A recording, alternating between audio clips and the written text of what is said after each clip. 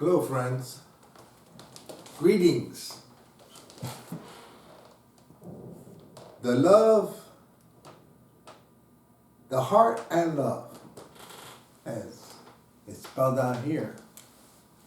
That's the channel that I'm introducing you to. And on this channel, I want to explain why the heart and the love are intertwined. Now, love is something that we all have heard about. It has worldwide fame. Even people that live in caves have heard about love. And it's been around for a very long time. But it was never conceived by man. Man was a recipient of love that was made available to man and women as an act of love. One of the first acts of love is to give love. And if you want to write it down or make a mental note, that love is something that is best when given away.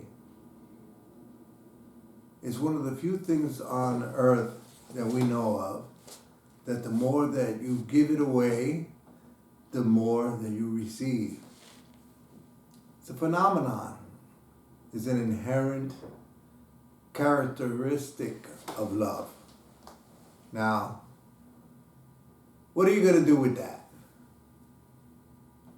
Well, hopefully it'll make you a better human being, a better American, a better male, female, a better Jew, a better Catholic, a better Christian, a better Muslim, a better Buddhist, and not to disrespect any religion, but all the other religions as well.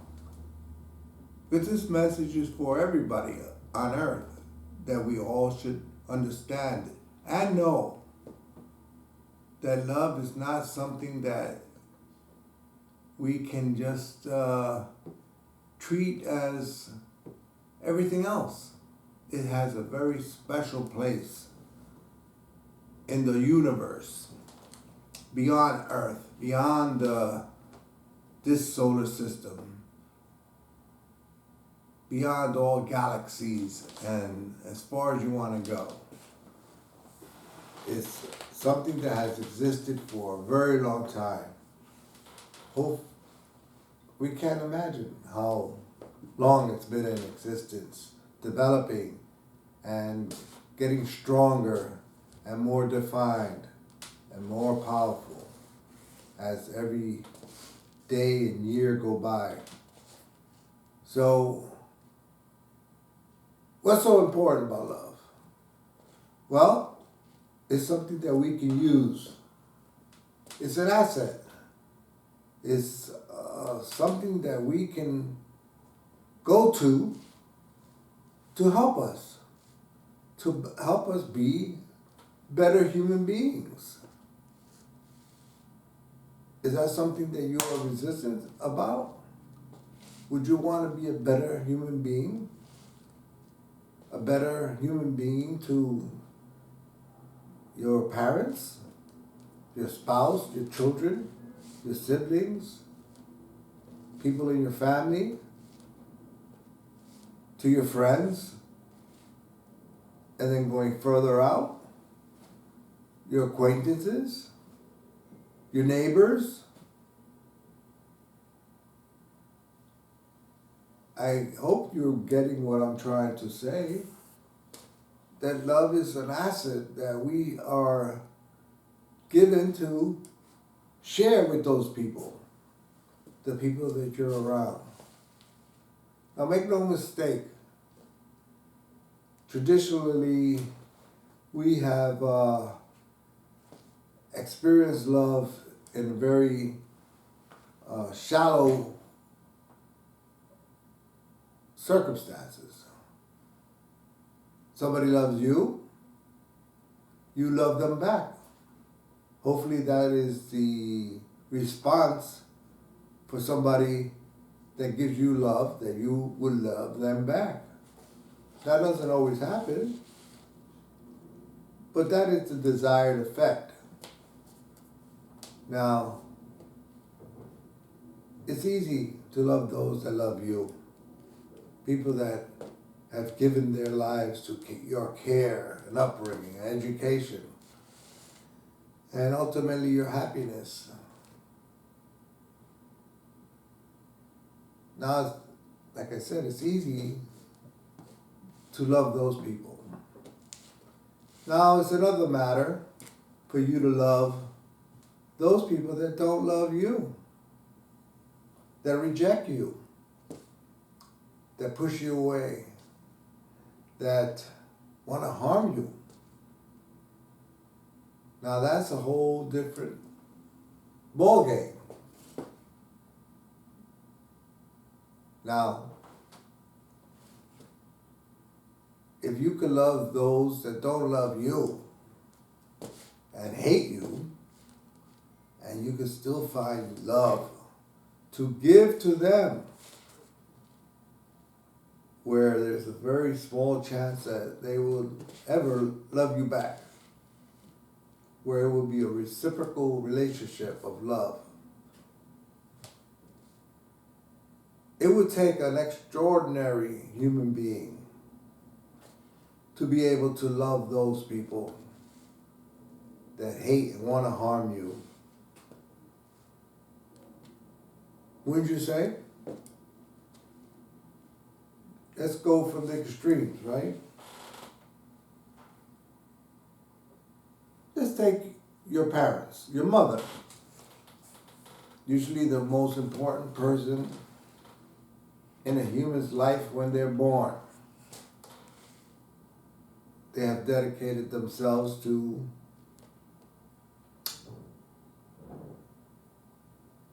bring you into this world. They're the introducing party, the ambassador to the new world that you're born into. Your mother. They give you mother's milk to nourish you.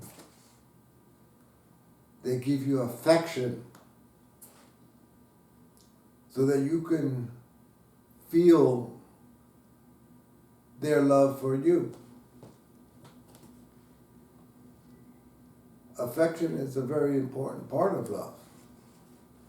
Not the only part, just one of many parts of love that we're going to go into, because it's important that you develop your understanding of what love is and the attributes that it has that will help you develop your love. Make no mistake, I'm here to help you and myself, because I'm learning as I'm going along as well. We want to make you proficient in what was given to you.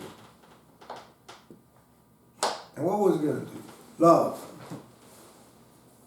Introduced probably by your mother first. Hopefully your father went right along and joined with your mother in purpose to make your entrance into this world better. That doesn't always happen, where a mother and a father unite in the care and upbringing of their children. It doesn't always happen. And it's happening less and less as time goes on. Now, that's a problem that we got to solve. And how can we solve it? A man impregnates a woman, a child is born. The man has no interest in bringing up a child, or supporting a child, or nurturing a child, or seeing it through until adulthood. But some do. Now, What's the difference? Why would somebody want to see it through? From childhood, from birth until adulthood. It takes a special individual. At one time it was the norm, or maybe it was never the norm, ever. But we know that there were examples of people that when they had their child, they did the right thing. Their heart was right. Now that's the key, the heart. The heart has to be right to have love in it.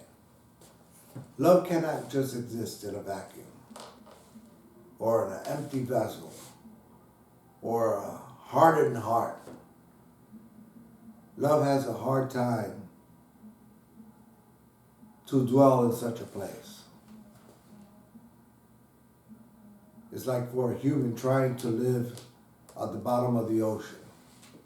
It can't, unless it's prepared. Unless it's prepared to endure those conditions. But let's not go to the extremes. Not yet, anyway. We need to understand that we have to have a proper heart to accept the love that they have and be able to utilize it to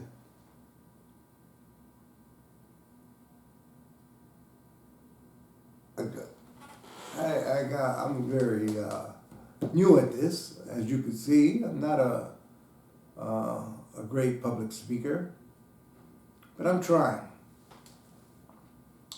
So bear with me, or like I would say, forgive me,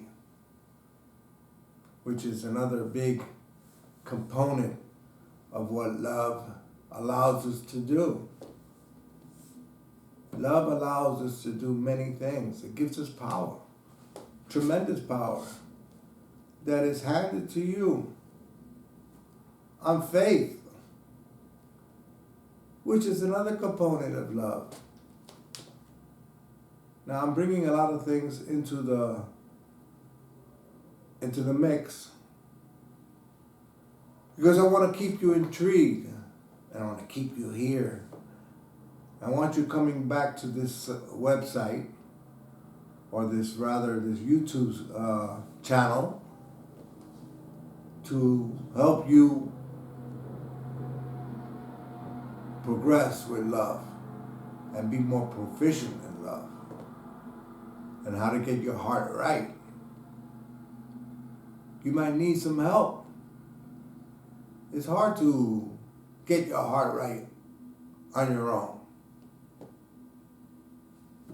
If you are in bad circumstances in life, for example, you wanted to have a great life or a better life than you had wherever you are now, and it could be a migrant or an illegal alien.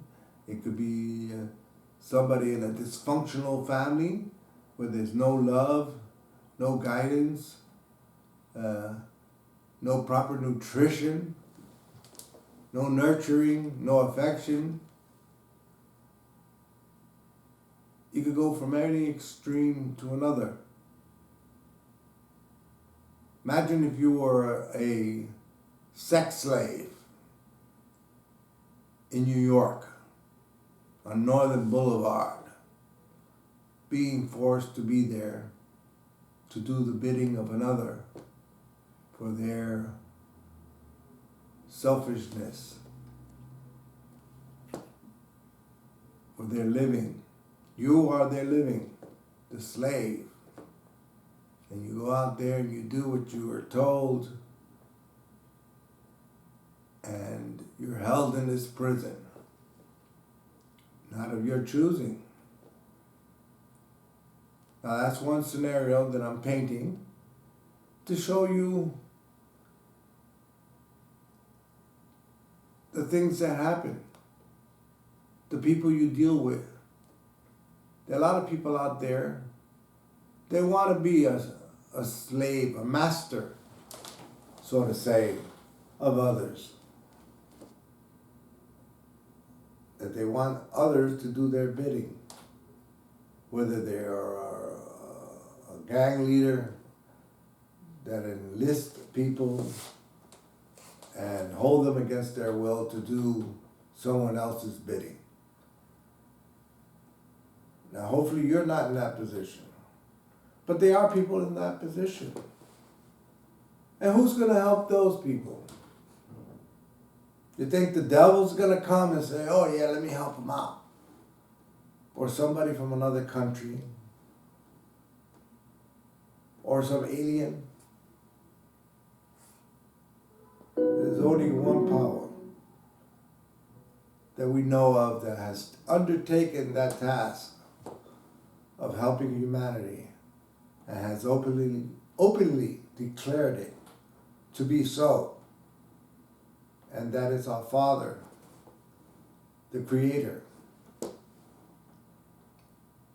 He has taken it to his heart to help out humanity. He's a creator, so he wants to help his creation. He's an engaged parent, so to say, if you want to compare it to human terms. God is like a good father. We can compare him to a good father, and he is a father that wants to see us do good things, that wants us to be our best. And he has given us tools to do these things. I mean, I regret having to use the word tool to describe God's power and love, but I'm using it as a metaphor so that we can understand it.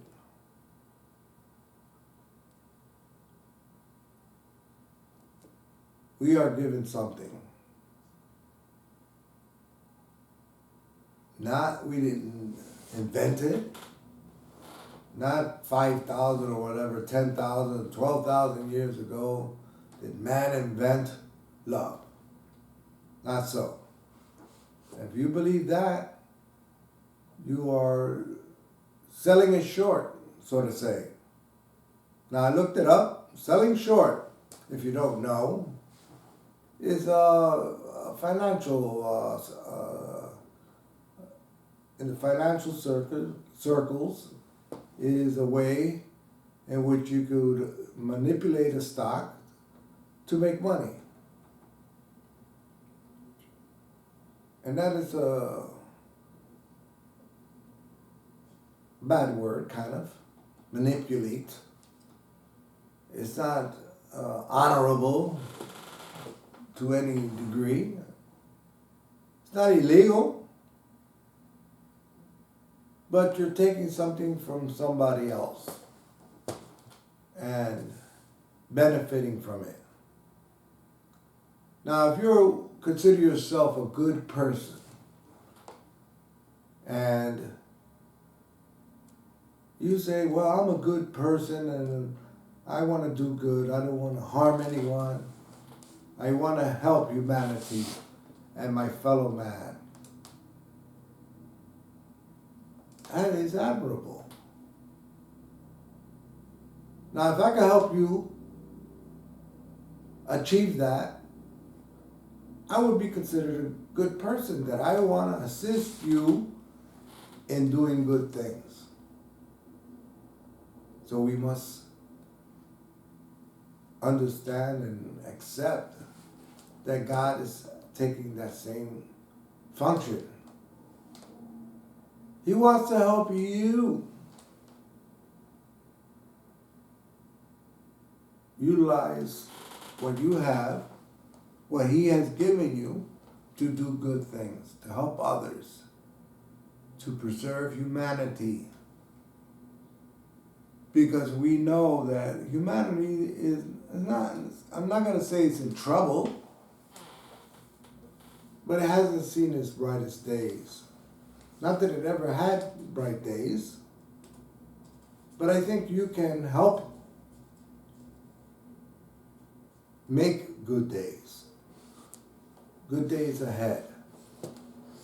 One of the biggest things that I'm trying to achieve,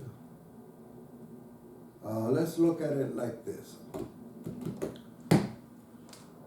We have approximately 8 billion humans on Earth. Now, there's no way I can know how many are good.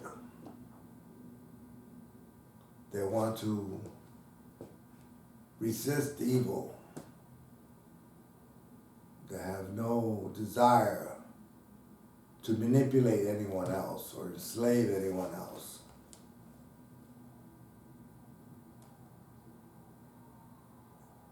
And there's